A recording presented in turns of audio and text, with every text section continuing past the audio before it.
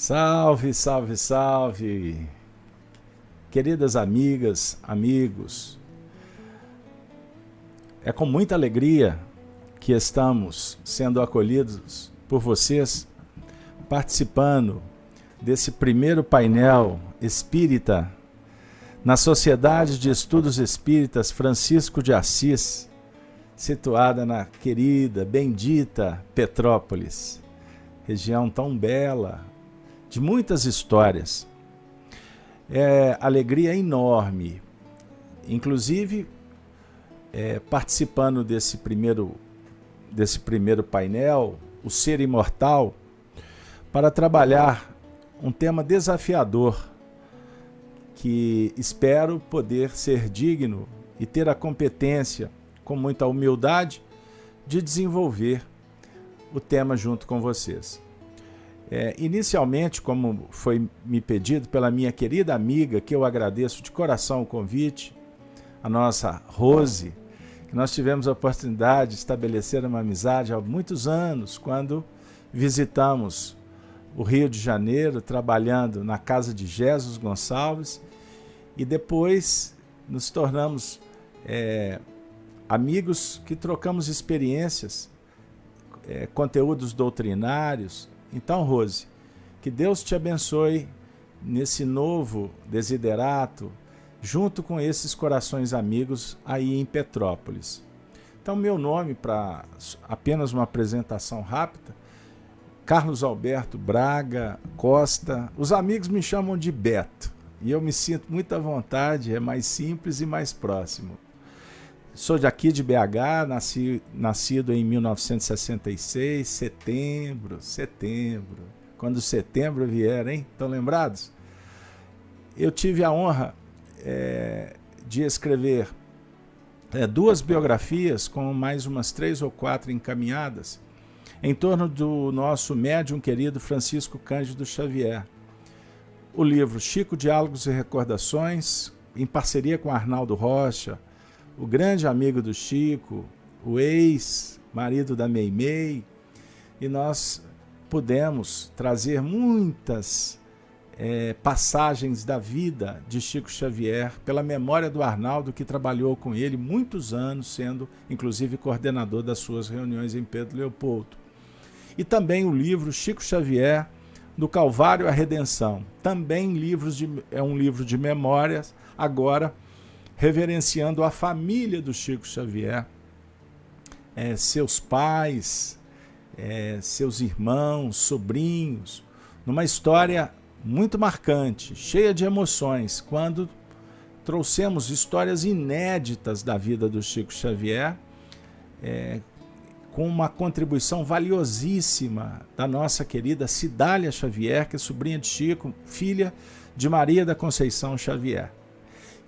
E através dessa amizade com a Cidália, eu tive então a oportunidade de fazer esses registros, e tenho um legado que está confiado à minha guarda para mais 2 outros livros, com cartas inéditas de Chico Xavier e também psicografias da irmã do Chico que desencarnou. Esta, Maria Xavier, mãe da Cidália. Uma história muito comovente.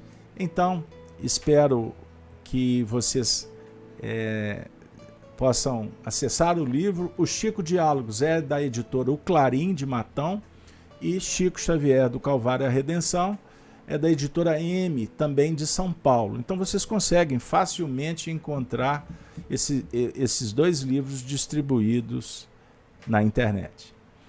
Mas sem delongas, nós vamos então rogando a Deus que nos abençoe, a Jesus que nos inspire.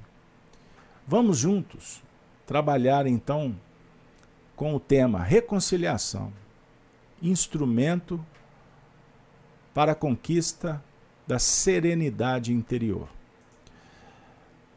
Bom, o tema já propõe um diálogo muito especial. Reconciliar. E, naturalmente, o compromisso doutrinário que temos é trabalhar. É uma escola aqui de Minas Gerais, Eu tive a honra de ser preparado na União Espírita Mineira, federativa de tantas tradições, junto com personas inesquecíveis, Camilo Rodrigues Chaves, Honório Abreu, para citar apenas esses dois presidentes. Inclusive foi lá que eu pude dialogar tanto com Arnaldo Rocha, que era seu conselheiro da casa. E aqui nós temos um compromisso, o espiritismo raiz, bem mineiro, de trabalhar com Jesus e Kardec. Esse é o ponto fundamental. Parece redundância dizer, mas talvez não. Pois quanto mais aprofundamos, por exemplo, no estudo do Espiritismo, mais a doutrina se agiganta e nós ficamos pequenininhos, anões. Sob o ponto de vista moral, sem dúvida. Mas quanto ao saber espírita, que devemos alinhar filosofia e ciência, ou seja, a teoria e a prática, nós vamos percebendo a cada passo nesse sendal espiritista, e hoje caminhando, chegando nas serras de Petrópolis, e não foi à toa que eu coloquei essa foto no painel, porque eu estive aí algumas vezes e vivi momentos muito especiais. Aliás, vale lembrar a catedral, o patrono, Pedro de Alcântara, que é um dos espíritos vinculados à equipe a qual Chico Xavier foi um embaixador, um grande médium da espiritualidade, um médium evangelizado, que se evangelizou, é certo, ele não veio pronto. Diferente disso é idolatria e é desconhecer a obra.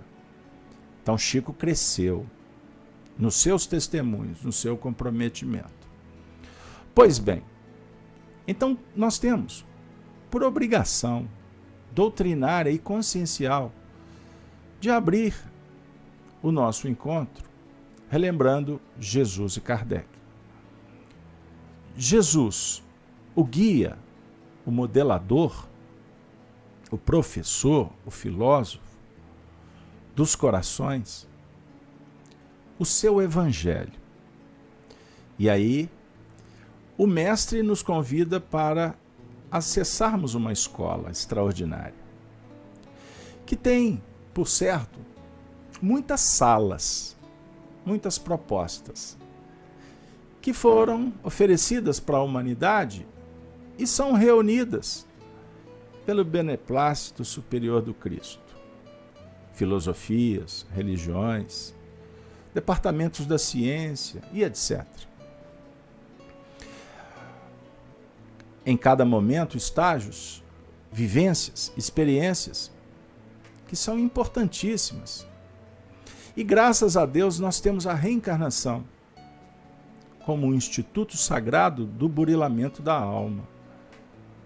Vejam, que especial. E é interessante, vou dar uma dica, vocês estão vendo no alto o símbolo do nosso canal Gênesis.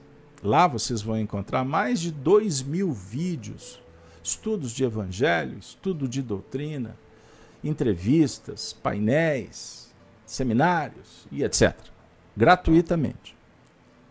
Porque é Jesus e Kardec, espiritismo raiz, sem vaidades, sem interesses outros, a não ser o do compartilhamento da nossa acanhada forma de ver a doutrina. Mas, acima de tudo, sugerindo que os corações que bebam desta fonte possam desenvolver as suas ideias, possam trabalhar a imaginação e, naturalmente, nos estudos, a gente obter elementos que nos favoreçam para o que é mais importante, que é a prática. Então, Kardec, Jesus nos oferece, em doutrina espírita, uma chave que faltava. Estou sendo fiel ao que Kardec disse. por exemplo, no livro A Gênesis, os milagres e as predições segundo o Espiritismo, no seu primeiro capítulo. A humanidade precisava de uma chave para abrir a porta de todas as religiões, de todas as filosofias, do que está guardado num baú como a representar um símbolo que aguarda que o aprendiz se apresente, para que com essa chave a gente possa tirar o véu. Vejam que especial. E para tirar véu, eu naturalmente vou me recordar do último livro da Bíblia, do Novo Testamento, Apocalipse, que a gente estuda há tantos anos aos sábados pelas manhãs. E Apocalipse significa revelar. Não é fim do mundo, tirar o véu. Por que nós viemos hoje para esse painel? Para trabalhar o tema reconciliação. Então, observem que dentro dessa apresentação rápida, nós vamos trazer Jesus, então, que nos oferece a lei do amor. E o amor é uma chama sagrada, é uma força desconhecida, que está dentro de nós. Então, observemos. Eu gostaria de conversar com vocês, primeiro chamando a atenção do porquê Jesus, que é o Rei dos Reis da Terra, não, do mundo espiritual. O campeão do amor, aquele que deu a vida como um grande gigante, um herói, para deixar exemplos. E vale, filosoficamente, separar, diferenciar o que é herói do que é o ídolo. Uma vez que aprendemos a não idolatrar. Porque a idolatria, ela dialoga com a própria egolatria, com o egocentrismo, com o ego, que é um diálogo, então, com egoísmo, orgulho, vaidades, presunção de onipotência, de conhecimento absoluto, imperfeições. Jesus, em toda a sua proposta, que convida o homem a pensar na vida futura, se você não concordar, hashtag não concordo. É legal não concordar. Mas eu estou citando Kardec, por exemplo, no capítulo 2 do Evangelho segundo o Espiritismo, capítulo esse intitulado Meu reino não é desse mundo. Aí Kardec escreve assim: toda a doutrina do Cristo tem como base a vida futura. E por isso ele diz, meu reino não é desse mundo. Mas então, e esse mundo aqui que estamos curtindo, saboreando, ou pelejando, sofrendo, espiando, como queira? Esse mundo não faz parte do processo? Não, faz parte. Ele está dizendo que a doutrina, a proposta do amor, ela tem como base o futuro. Que futuro é esse? Que nós vamos construir, alcançar a perfeição. Agora eu vou trazer Kardec, no próprio A Gênesis, Milagres e Predições, que comenta, que aprimora, que desenvolve, por exemplo, a questão 1009 do Livro dos Espíritos. Vocês estão lembrados? Esse grupo aqui é firme nos estudos. 1009 do Livro dos Espíritos, nós vamos encontrar um texto em que Paulo de Tarso diz assim, e Kardec publica, que o objetivo da humanidade é atingir a perfeição. Estão lembrados? Paulo diz assim: gravitar em torno da unidade divina, eis o objetivo da humanidade. Bom, Kardec falou que unidade divina é a perfeição. E o Paulo agora vem falar que nós temos que gravitar, que a humanidade precisa. Não pode abrir mão de gravitar em torno dessa unidade, que é a perfeição.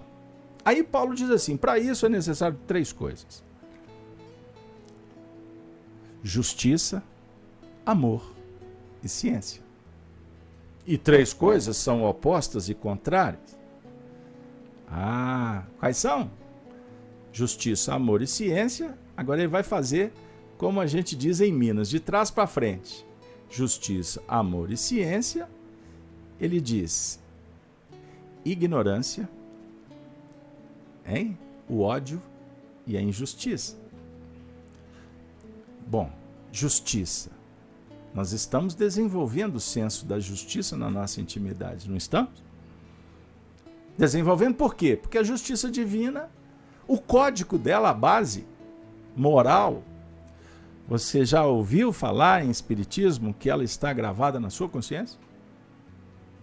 É verdade. Então, nós desenvolvemos virtudes para fazer acontecer esse código moral. É um germe. Por isso é que a gente vê uma palavra lá no Livro dos Espíritos que muitas vezes a gente nem sabe o significado. A perfectibilidade significa o quê? Que nós somos criados simples e ignorantes.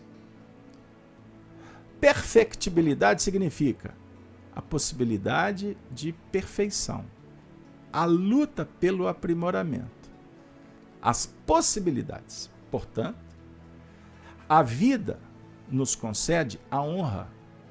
O católico fala a graça. A graça, para o católico, é algo que vem do alto, pronto. Para o espiritismo, a graça, não é? A graça é uma conquista, é superação, é vencer barreiras, é sublimação. Sublimar, vencer o quê? A imperfeição. Mas o que é imperfeição? A imperfeição é desenvolvida pelo espírito, na fase hominal. Os animais não desenvolvem imperfeições, eles têm limites, é diferente. O que você chama de imperfeição? Não, eu não, a doutrina.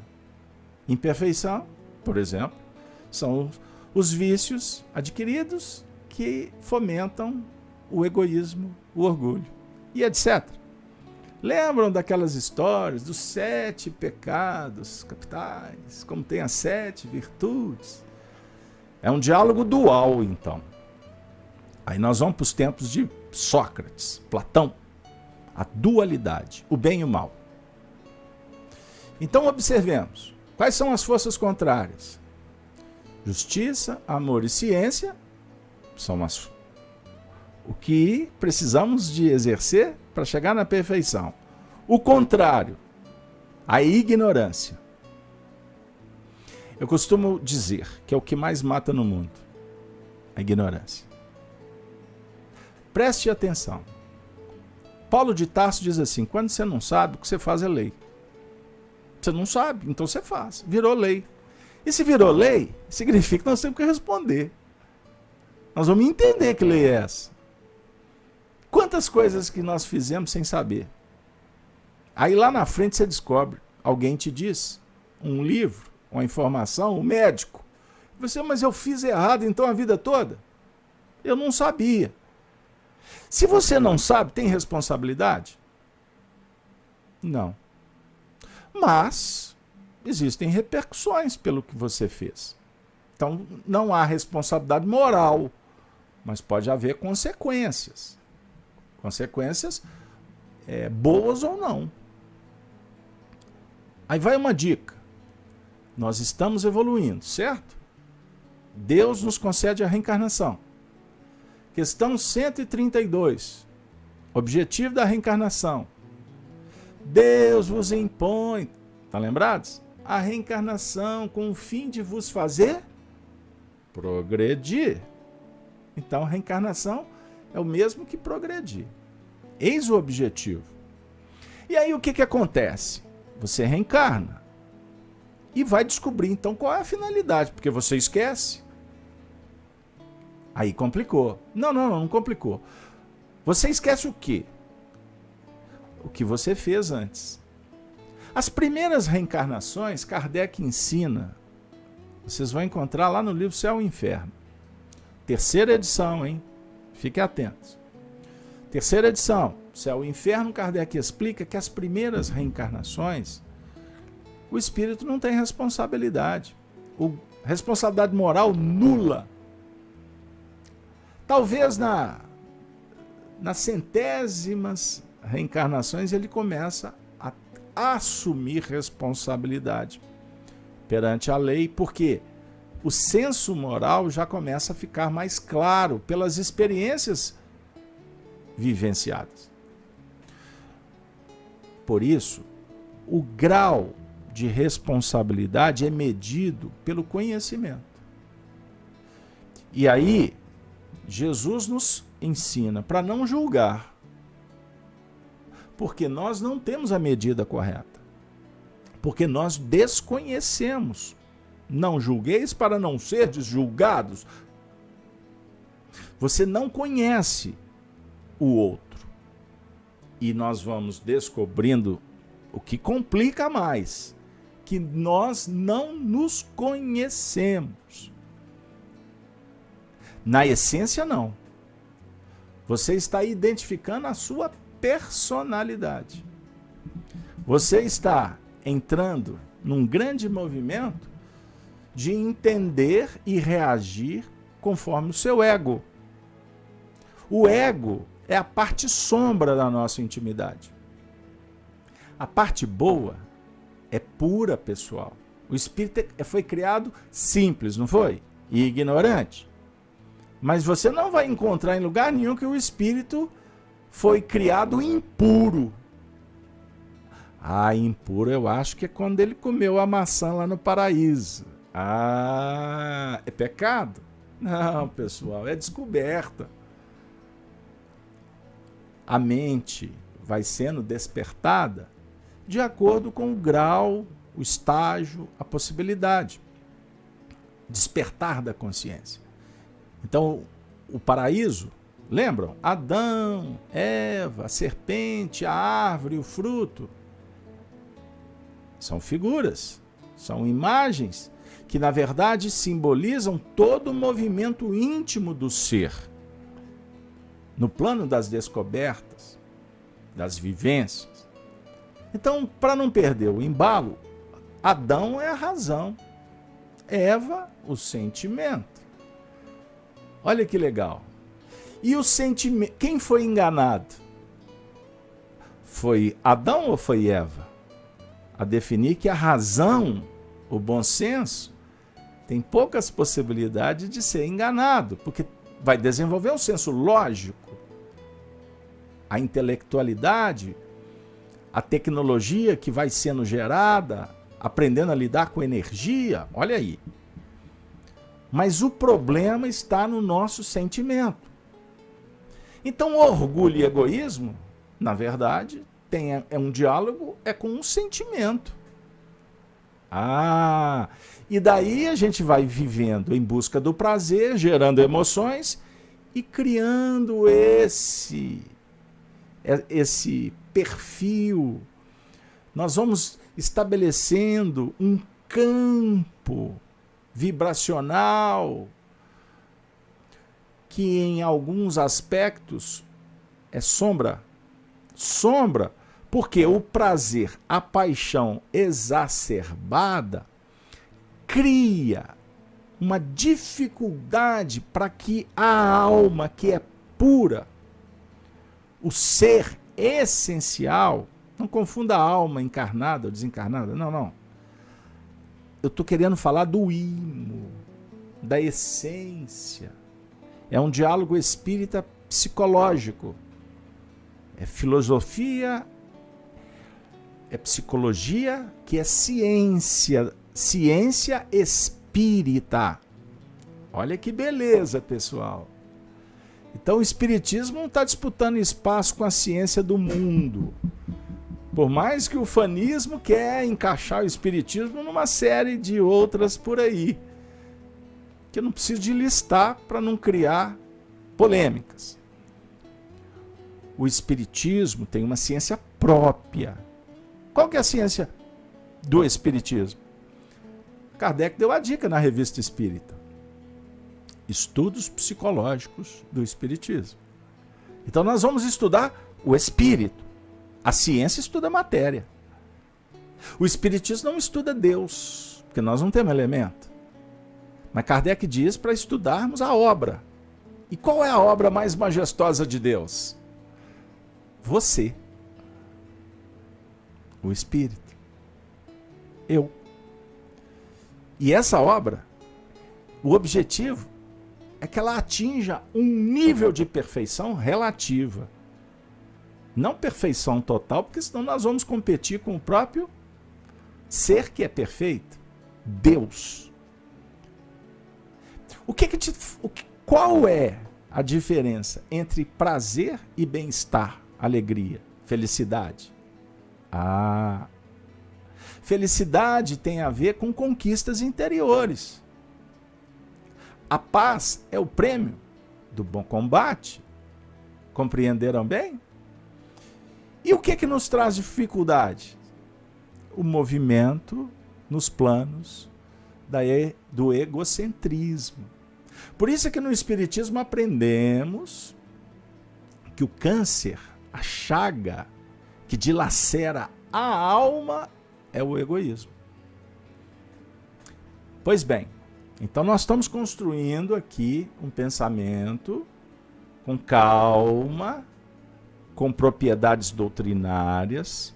Eu estou usando elementos para que não possa a minha fala parecer que eu acho isso. Porque quem acha acaba não se achando. Nós estamos em busca de entender o fenômeno da vida. Então observe, todos os problemas que enfrentamos no mundo é um diálogo com a ignorância, que favorece para o não cumprimento do código moral que está na sua consciência. O que mais que pode trazer problemas? O ódio. O que é o ódio? O ódio, para alguns tratadistas, é o antagonismo ao amor. Comecei a entender. Então, todas as forças egóicas que se manifestam é impeditiva para a manifestação do amor real. E agora eu vou apertar o parafuso a dizer que existe o amor pleno, verdadeiro, existe o pseudo-amor e existe também, vejam aí, o antagonismo do amor, que é o ódio. Carlos Alberto, mas você está falando desse ego. Quando ele brota? Quando ele surge e toma conta? Espera um pouquinho. Vamos fazer um trato. Beba água. Respire fundo. Dá uma ajeitada aí na poltrona. Não durma não, hein? Desculpe, eu gosto de brincar de vez em quando para aliviar. Eu vou abrir um painel aqui reflexivo sobre o ponto de vista do objetivo da reencarnação. Então nós, lá atrás, estávamos dizendo que reencarnamos para desenvolver, para descobrir e cada vez mais aplicar o código moral que nós temos. Como você vai fazer isso? Pelo conhecimento e pela prática da virtude. Lembra no Espiritismo? Fora da caridade, capítulo 15, Evangelho segundo o Espiritismo. Fora da caridade não há salvação. E até hoje nós estamos tentando entender o que é a caridade. Porque possivelmente a gente ainda não sabe. Você pode até ser campeão de beneficência. Você pode perdoar todo mundo. Porque, conforme o Espiritismo, 886, Livro dos Espíritos, o significado da caridade é benevolência, indulgência e perdão. Estou correto? Pesquisa aí. É o BIP. Benevolência, indulgência e perdão. Você pode ser campeão, pode perdoar todo mundo, pode ser benevolente, pode ser indulgente, mas pode ser que você não esteja realmente compreendendo e vivendo a caridade. Por quê? Porque, na verdade, os espíritos estão nos chamando para um diálogo no mundo, no campo social, dos processos de inter-relação, né? A oportunidade da convivência. E Jesus dizendo, faça o outro que gostaria que o outro te fizesse. Porque nós vamos aprendendo que o outro, na verdade, é um espelho vivo que reflete as nossas reais necessidades. É verdade. O outro diz para nós o que nós precisamos, o que nós podemos, o que nós devemos, o que nós não devemos. Porque existe um adágio popular que afirma que Deus conversa com o homem pelos homens. Certo? Só que nós ignoramos esse processo porque julgamos viver a virtude, aplicar porque eu li um texto, porque eu sou espírita, porque eu sou religioso, porque eu estou num curso de filosofia. Mas, na verdade, a virtude ainda no mundo materialista é pseudo-virtude. Você concorda? Por que é pseudo-virtude? Porque a gente sempre tem uma... Depois da virtude, a gente põe uma vírgula e diz assim, mas... Compreendam aí? A virtude nossa sempre está negociando com a imperfeição. Aquele pensamento secular, não é? Vem lá da Roma antiga, que os meios justificam os fins justificam os meios. Como queira ajustar a frase. Você faz o bem, mas tem que ser conforme o quê? A posição egóica. Então isso é importante nós refletirmos.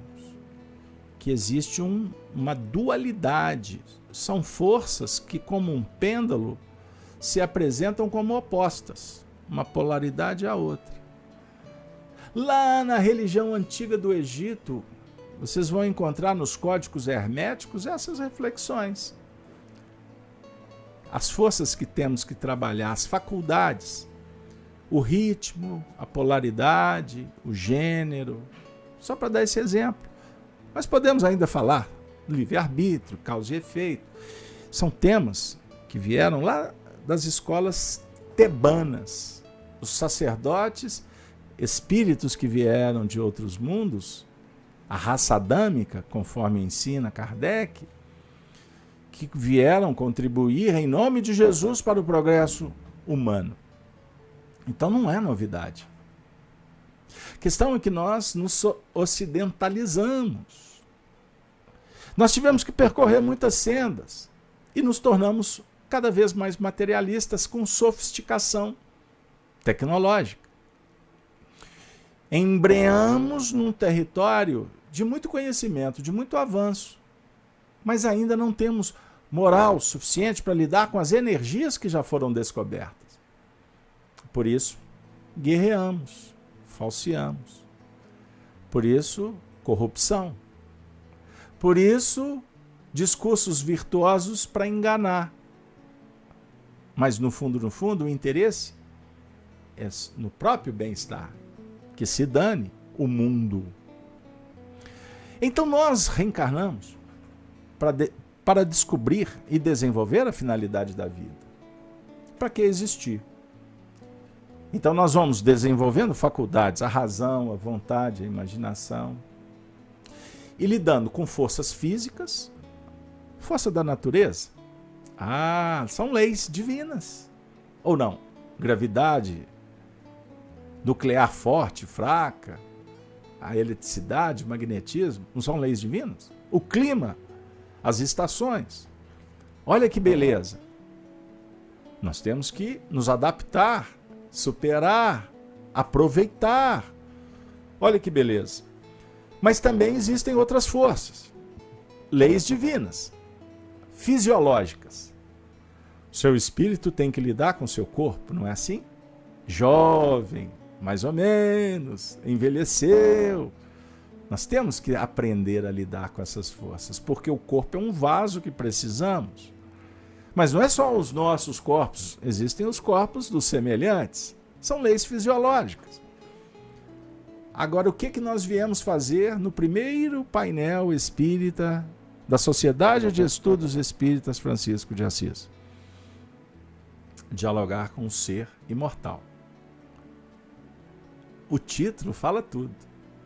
Não estamos aqui para falar sobre o ter, o obter imortal. Não, não. Ser, expressar, irradiar os potenciais da alma. Então, em Espiritismo, nessa psicologia essencial profunda, o nosso papo, olha que beleza, é aprender a lidar com as forças morais. Recapitulando, leis divinas físicas, fisiológicas, e existe um código de lei moral. Esse é o foco. Carlos Alberto, mas e então? A humanidade, o homem, reencarna para se superar e trabalhar virtudes. E na vida nós somos chamados a vivermos experiências, desafios. Anotem aí se quiser registrar. É um estudo muito legal. Eu enumerei algumas questões aqui para não perder o raciocínio. Toda experiência que são desagradáveis para o ego são consideradas experiências desafios. Porque incomoda. Gera um incômodo emocional. Consigo mesmo, nos relacionamentos. Vejam aí, eu não falei das leis físicas? O clima, a estação, é um desafio ou não para o ego? Ah, essa cidade é muito quente, aqui chove demais. Vejam aí, a economia é um desafio. São experiências que vivemos lendo o noticiário. E o trânsito? Ai, my God, ai, my God. O trânsito, a gente costuma dizer que é aferidor da nossa posição espiritual. E o ego é acionado o tempo todo. Pois bem, e a relação? Né? E a relação com o próximo? É um desafio constante ao ego. Gera impacto, perplexidade. Pessoal, existe uma outra coisa que incomoda o nosso ego. Conhecer a si mesmo. Dá trabalho. Então, vivemos experiências, desafios na inter-relação e na intra-relação. Inter, seres. Intra, vivência interior. Você dialoga com você mesmo? Você medita? Você tem orado para que Deus nos conceda sabedoria? Então nós estamos num processo humano e é extraordinário isso. E podemos fazer das chamadas experiências desafios, experiências aprendizado. Porque não significa que o desafio vai gerar aprendizado. Lembra que eu falei lá atrás das leis morais? Entramos dentro da sala para falar delas agora. E existem, basicamente, 3 formas do ego reagir. Reagir contra a experiência desafio. É o mesmo que lutar, bater, criar sistema, arquitetar, para que o ego vença. Existe uma outra forma de reagir. A fuga. Fugindo, adiando.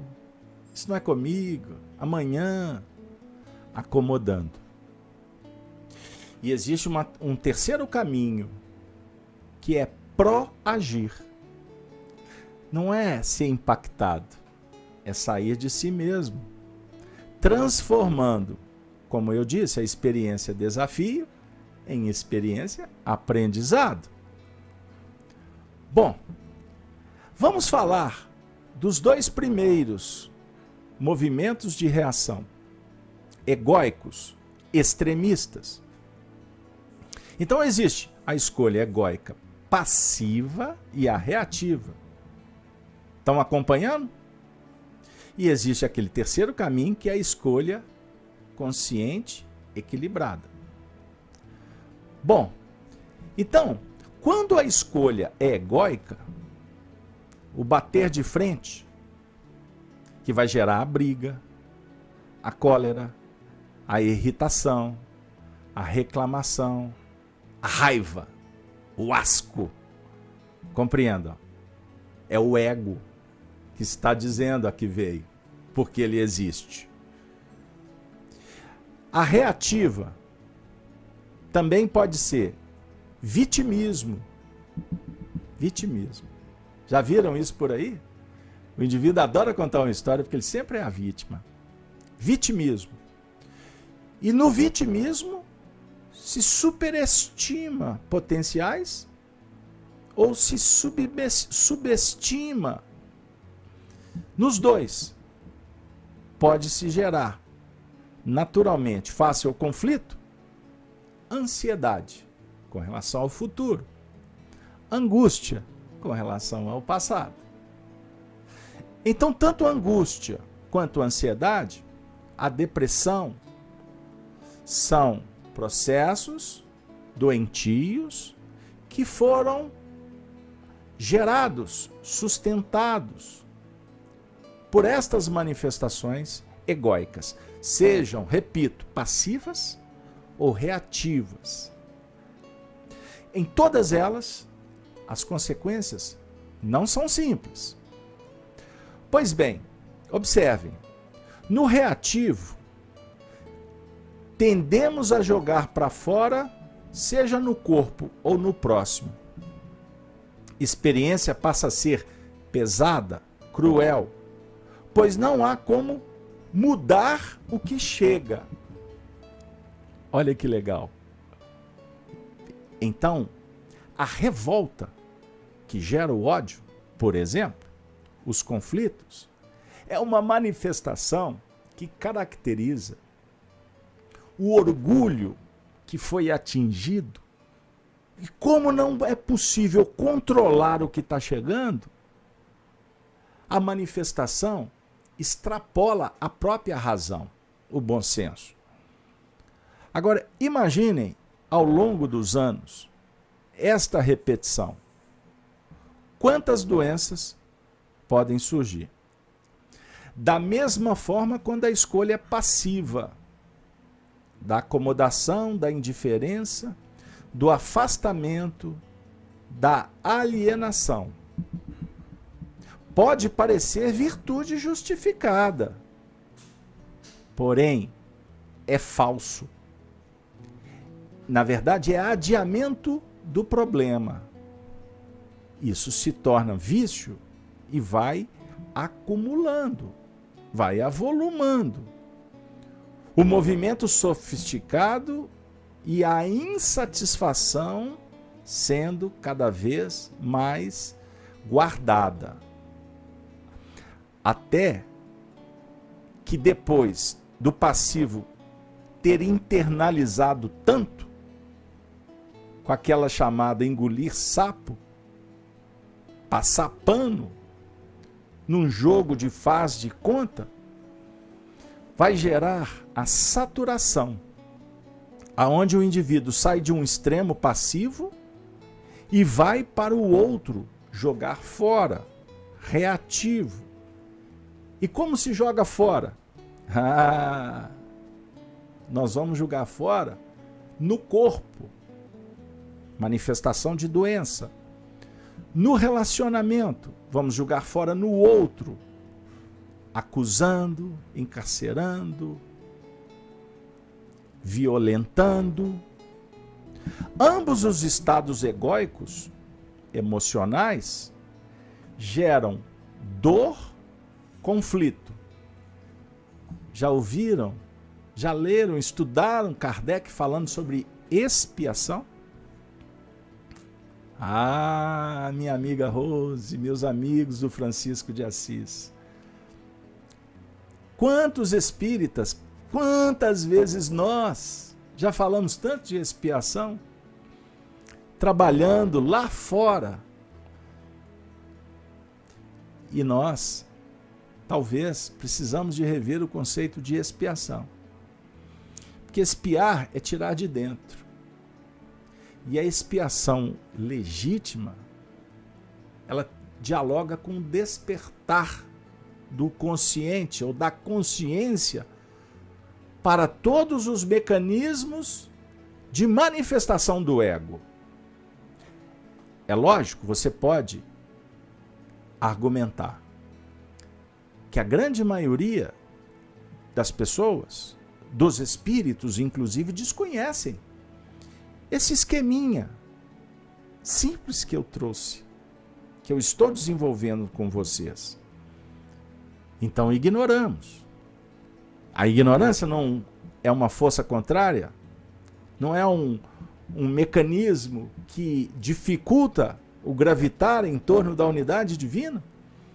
Eu falei da ignorância, do ódio e da injustiça. Pergunto para vocês, esse esquema bate com o que Paulo nos falou em doutrina espírita? Agora vem o terceiro caminho. E para falar do terceiro caminho, se vocês me permitem, nós temos que citar Jesus.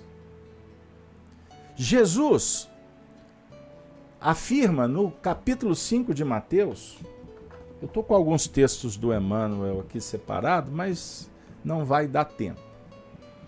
Mas eu vou citar, vou na fonte. Capítulo 5 de Mateus, versículo 24 a 26. Jesus diz assim: deixai, melhor, vou no 23. Se trouxeres a tua oferta ao altar, e aí te lembrares de que teu irmão tem alguma coisa contra ti, deixa ali diante do altar a tua oferta e vai reconciliar.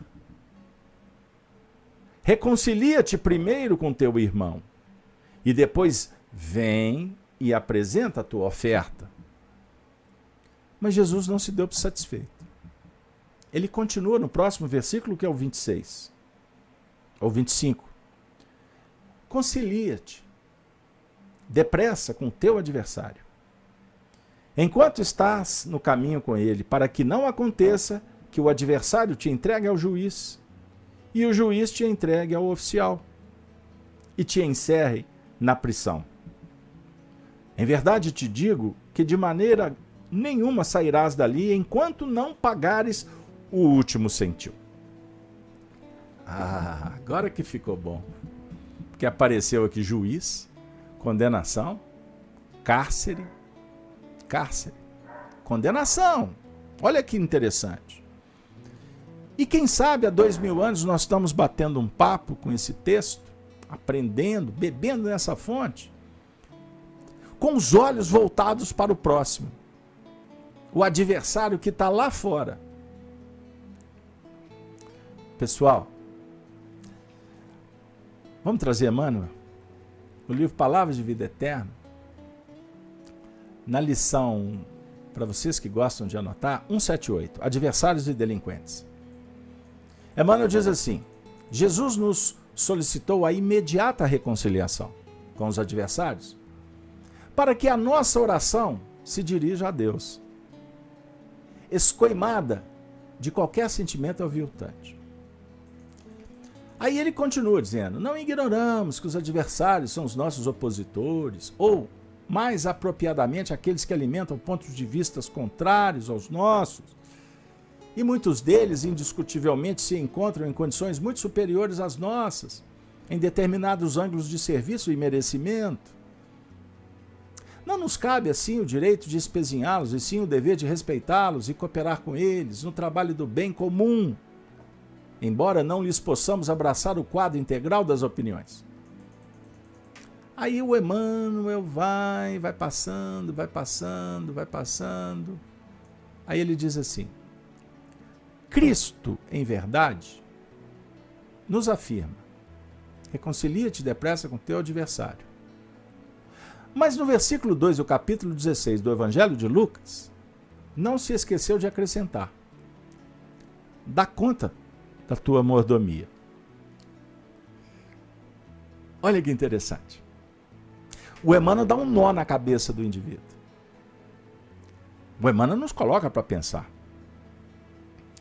Porque já sabemos que para manter uma boa relação, nós temos que conciliar depressa com o teu adversário. Concilia-te depressa, porque não sabemos. Desconhecemos o poder, a dinâmica do tempo. Agora, ele fala, reconcilia com o teu adversário, com o teu irmão. Olha que interessante. Então, vejam bem, eu vou chamar a atenção porque é importante. Com o adversário é para conciliar. Agora, e o irmão? Reconcilia. Adversário é concilia. O irmão é reconcilia. Porque o irmão está mais próximo. Então, nós temos que reconciliar a definir que a dinâmica é repetitiva. Ela é uma oportunidade infinita. Porque o irmão é o do sangue? Não, o irmão do ideal, os afins. E como nós vamos conciliar? Não é através dos ideais, dos propósitos? A dizer, talvez, que precisamos uns dos outros. O que você acha da ideia? Então nós temos que estar juntos. Não necessariamente com aquele sonho que a gente tem que pensar igual, porque ninguém pensa igual. Mas nós temos que favorecer as convergências e deixar pelo caminho as divergências. O adversário, vejam aí, o adversário é o que está de fora. Aquela pessoa que teve uma rusguinha, mas que nunca mais, talvez você nem vai ver, conviveu aqui, mas sabe que tem prazo de validade. Jesus está falando para você ir lá, você reencarnar, porque um dia você teve um entravezinho ali com um cara que vendeu pipoca. Nós estamos no momento em busca da maturidade, de reconhecer quais são realmente as nossas necessidades. E em espiritismo, em filosofia profunda, nós vamos descobrir, vamos citar Sócrates. Conheça-te a ti mesmo. Jesus respalda. Um sábio na antiguidade. Conheça a ti mesmo. Porque quem conhece a si mesmo, conhece os deuses e as estrelas. Adquire sabedoria. E conhecer a si mesmo, não pense que você conheça. Você reconhece o que você faz. Mas o que está dentro, que ainda não manifestou, você não conhece. Você não sabe, de verdade, o que está dentro de você. Nós temos, muito claro, o ego revelado, mas existe um outro ego, que ele está ainda em camadas profundas, e que a vida vai nos trazer experiências, desafios, e num determinado momento ele vai se manifestar e você vai identificar essa força interior. Por isso que Deus não impõe o espírito por medida, afirma Paulo. Os espíritos aguardam o nosso despertar para evoluirmos, para nos conscientizarmos e para encontrar mecanismos que favoreçam uma vida mais equilibrada. Aí vem a pergunta: o que fazer diante de todas as circunstâncias que nos visitam como experiências, desafios? Reflexão. reflita. Meditação. Esvazia. Ouça. Observe os sinais da vida. Oração. Elevação. Diálogo, conexão, intuição para a descida dos ideais. Questionamentos para tornar a ação transformadora naquilo que não posso mudar, naquilo que não tenho controle. A experiência, desafio, começa a ser aprendizado. Ou seja, nós temos que entender aquilo que você não domina como uma oportunidade de você se transformar. O clima, a economia, o adversário, o marido, o filho, o pai. Você não tem controle sobre o que brota do coração deles. Mas você pode agir para transformar o seu ego. Fazer com que a personalidade domine esse ego. E permita que as virtudes brotem de uma forma consciente. Aprenda a questionar o que a vida está convidando para agirmos com escolhas internas que não necessariamente atendem lá fora. Escolhas internas a partir das suas crenças, dos seus princípios, que nos preparam para vencer e transformar o desafio em aprendizado. Dica: use a virtude. Comece pela mansidão. Lembram Jesus? Os mansos herdarão a terra? Seja manso. Mansidão, não no sentido de indiferença, de passividade excessiva. A mansidão no contexto da brandura do coração. Exerça a virtude da gratidão. Seja grato a Deus, à vida, às pessoas. Seja grato ao grupo Francisco de Assis que te acolheu. Exerça a bondade, a virtude. Já pensastes que responsabilidade é uma virtude? Não está pronto. Potencial. Exerça a criatividade. Criatividade é virtude. Perdão é virtude. O amor incondicional. Amor condicional é pseudo-amor.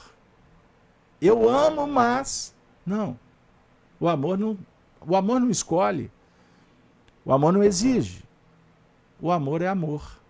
Perguntem às mamães. Exercite a paciência, tolerância, renúncia, compaixão e etc. Saibamos todos que vamos concorrer para a perfeição. E para tal, ciência e virtude. Virtude, se você trabalhar uma todos os dias, você terá muito o que fazer. Santo Agostinho convida para que no final da noite você avalie. Avalie o quanto você investiu nas suas virtudes. E lembra-te que na relação interpessoal, o outro, há uma dualidade. Lembrem disso. O outro real e o idealizado. Como você vê o semelhante? Aquele que você quer que ele seja? Ou que realmente ele é? Você só vai conseguir ver o que ele faz, não a essência. Então o que ele fizer, se incomodar o ego, significa que o problema não é dele, o problema é seu. Mesmo que a lógica nos indique que não está acontecendo boas escolhas, que quem sabe possamos ajudar. Mas lembra-te que está chegando para você uma experiência desafio através do outro. Do outro idealizado por você. O príncipe encantado pode se transformar, lembram? Num sapo. A princesa pode se transformar numa bruxa. O ser real, o ser idealizado. Ou seja, compreensão. e o trabalho que pacifica o coração. Ah, meus amigos, minhas amigas, o projeto é complexo. Estamos aqui para ressignificar, para procurar acertar, reparando, reconstruindo. O resultado: escolhas conscienciais resolvem os conflitos existenciais para parar de fugir, parar de bater, parar de exigir. Em resolvendo os problemas no dia a dia, em diversas reencarnações, a vida vai sendo qualificada, capacitando o ser para novas e novas experiências. Amor. Leve, suave, feliz. O mundo não muda enquanto não mudarmos. Dessa maneira, eu concluo. A doutrina espírita, como filosofia psicológica, consciente e profunda, oferece recursos terapêuticos para que vivamos sintonizados com o Cristo, que é o terapeuta por excelência, o mestre amigo incondicional. E assim, a conquista da serenidade interior é o mesmo que dizer paz. Paz. A paz seja convosco. A paz do Cristo. Conclui Emmanuel, parafraseando: existe a paz do Cristo e a paz do mundo. A paz do Cristo é transformar experiência desafios em experiências aprendizado.